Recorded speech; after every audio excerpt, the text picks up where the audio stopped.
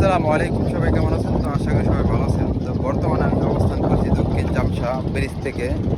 তো আপনাদের একটি জিনিস দেখাবো, সেটা হলো দেখেন,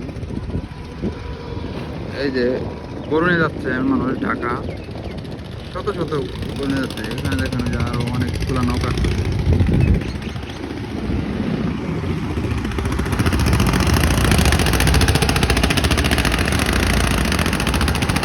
রোড ভরানো,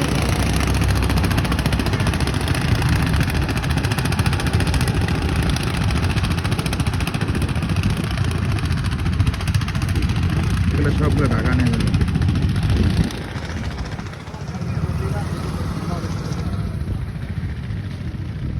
অনেকগুলো পড়বে, পুরো এগুলো পড়